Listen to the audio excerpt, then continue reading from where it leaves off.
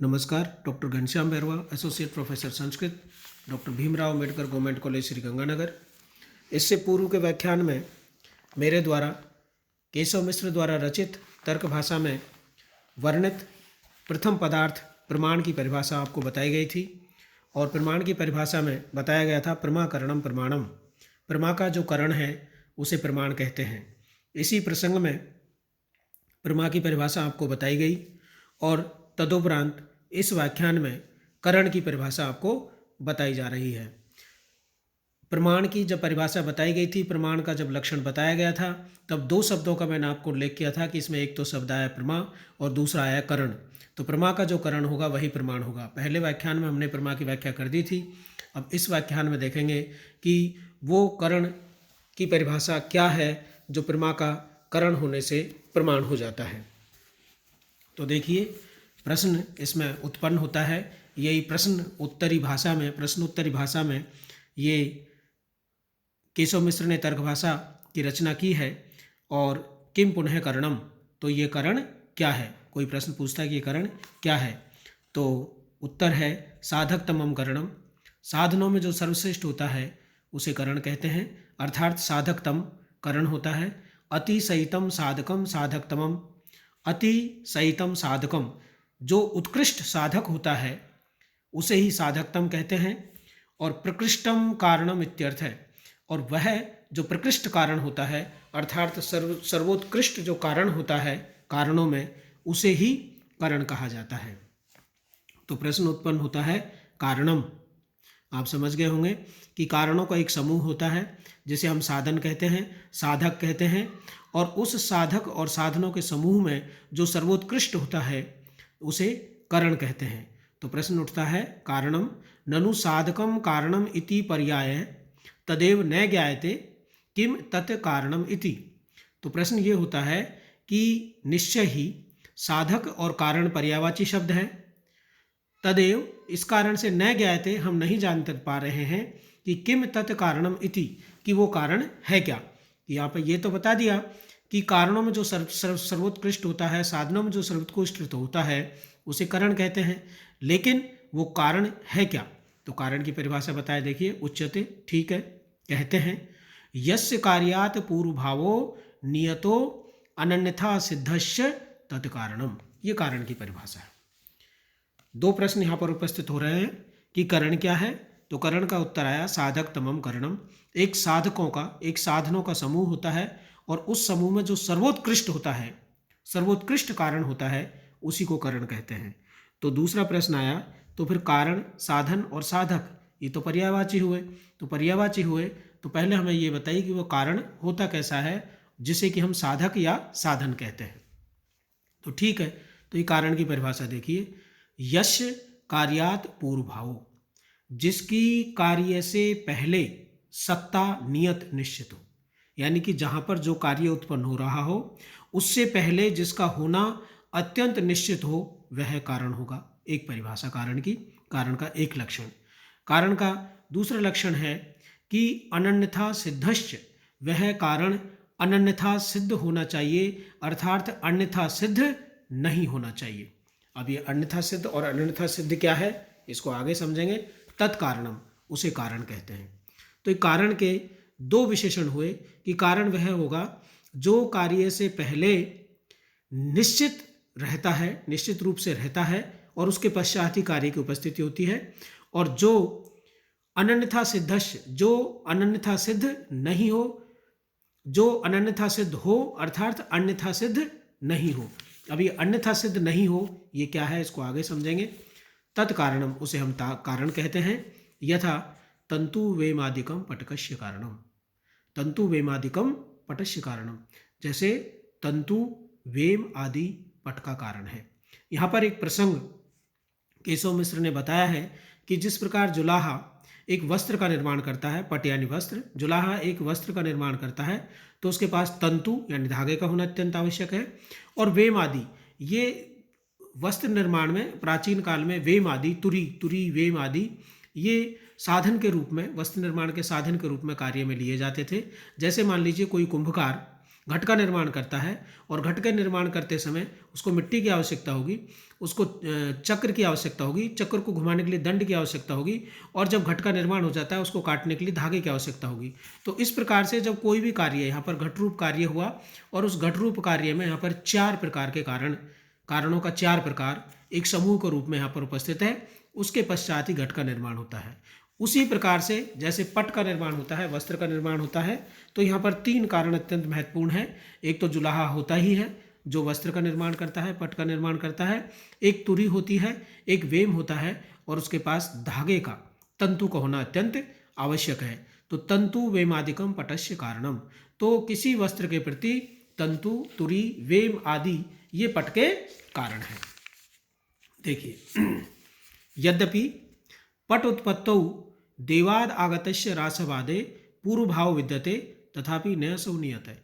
अब यहाँ पर देखिए, ये तो कहा था कि वो उससे पहले हो और उसकी सत्ता होना निश्चित हो।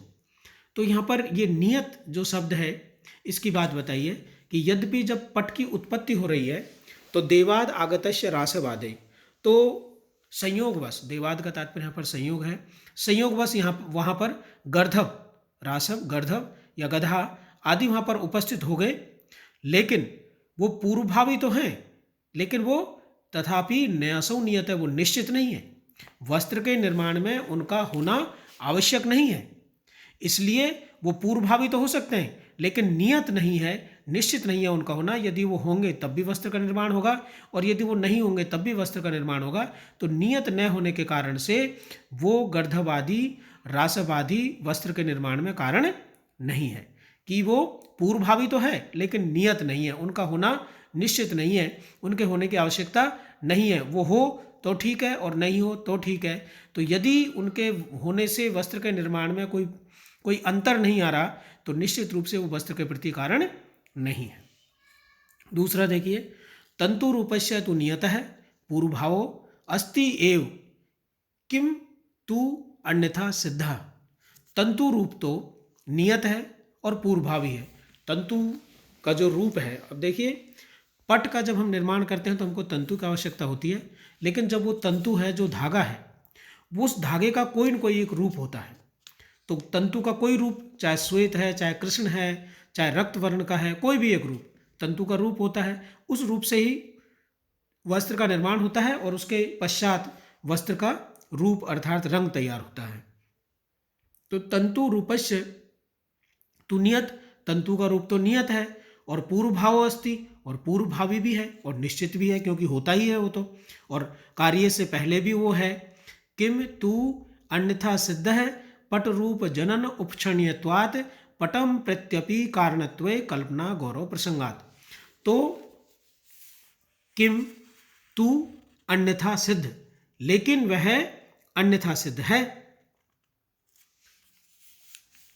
तंतु रूप का नियत पूर्व भाव तो है किंतु वह अन्यथा सिद्ध है, और अन्यथा सिद्ध होने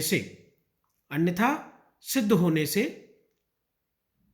पट रूप जनन उपक्षीणत्वात्, जैसे ही तंतु रूप से तैसे ही तंतु से किसी पट का निर्माण हुआ तो तंतु का जो रूप था वही पट रूप बना, और पट रूप के बनने के पश्चात तंतु के रूप का नाश हो जाता है। यानी जब तंतु ही नहीं रहा तो तंतु का रूप भी नहीं रहता।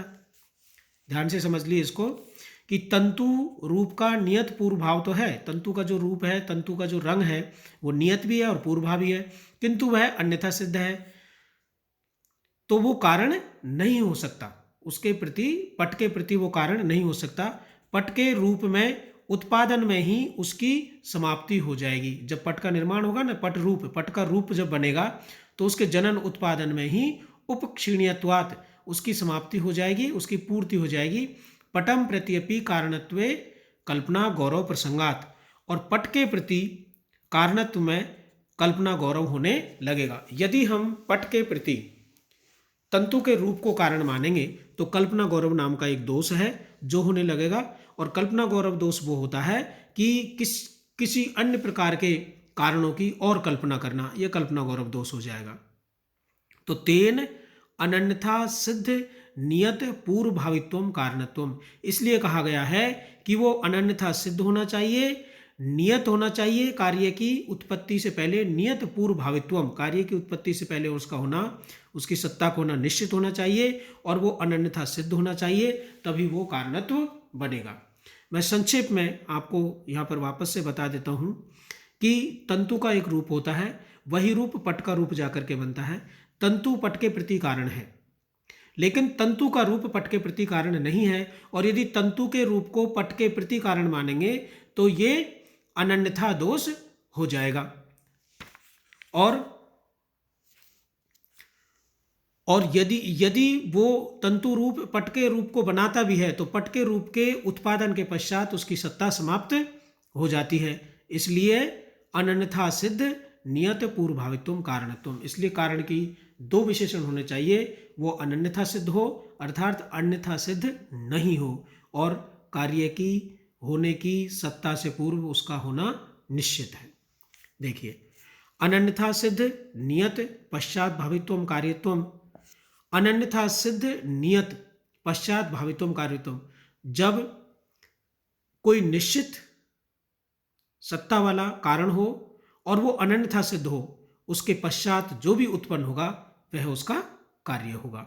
तो यहाँ पर कारण की और कार्य की पुनः परिभाषा बता दी है। कारण की परिभाषा यह है, अनन्यथा सिद्ध नियत पूर्व भावित्वम कारणम और अनन्यथा सिद्ध नियत पश्चात भावित्वम कार्यम।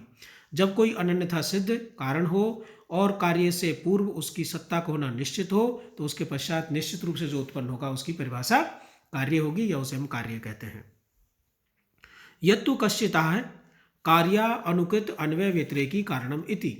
यत्तु कश्चितः, किसी ने ये भी कहा है कि कार्य अनुकृत कार्य अन्वय व्यतिरेकी कारणम, ये कारण की परिभाषा। और बताइए, कारणम इति यदुक्तम, किसी ने कहा है, तो किसी ने ये कहा है तो इसका ये जो लक्षण है ये अयुक्त है, ये उपयुक्त नहीं है, क्योंकि वैसा करने पर नित्य और विभू, देखिए नित्य विभू, नित्य का मतलब तो तीनों कालों में रहने वाला, और विभू का मतलब है सार्वभौमिक, सारी भूमि पर रहने वाला। जो नित्य है और विभू है, तो नित्य और विभू कौन है? व्योमादिनाम कालतः, काल नित्य और विभू है, यानी कि तीनों काल भूत भविष्य वर्तमान सदैव रहते हैं, और व्योम आकाश जो है वो सदैव रहता है, और विभू भी है अर्थात पूरे पृथ्वीलोक में, पूरे ब्रह्मांड में आकाश रहता है। इसलिए देशतः इस कारण से व्यतिरेक संभावेन कारणत्व प्रसंगात, यानी कि वैसा कहने पर नित्य और विभू आकाश काल आदि पदार्थों का किसी काल या देश में व्यतिरेक यानी अभाव संभव न होने से उसका अकारणत्व प्राप्त होने लगेगा। पुनः इसको समझने का प्रयास कीजिए। देखिए कि ये जो कारण का लक्षण दिया है, कार्य अनुकृत अन्वय व्यतिरेकी कारणम, अर्थात यह कारण का लक्षण किया जाएगा तो नित्य और सर्वथा व्यापक आकाश, मैंने बता ही दिया आपको, आदि पदार्थों का किसी देश या किसी काल में अभाव संभव न होने से उनमें कारण का यह लक्षण नहीं किया जा सकेगा। जबकि आकाश और काल तो सदैव रहते हैं, इसलिए अव्याप्ति दोष से ग्रस्त होने के कारण यह लक्षण उचित नहीं है। तो यहाँ पर आपको देखिए कारण की परिभाषा बताई, उसके पश्चात कारण की परिभाषा बताई, उसके पश्चात कार्य की परिभाषा बताई, और अन्य विद्वानों ने जो कार्य की परिभाषा दी, कारण की परिभाषा दी कि कार्य अनुकृत अन्वय व्यतिरेकी कारणमिति, तो इसको केशव मिश्र ने अनुपयुक्त कहा कि यदि इसको मान लेंगे तो यहाँ पर अव्याप्ति दोष हो जाएगा। धन्यवाद।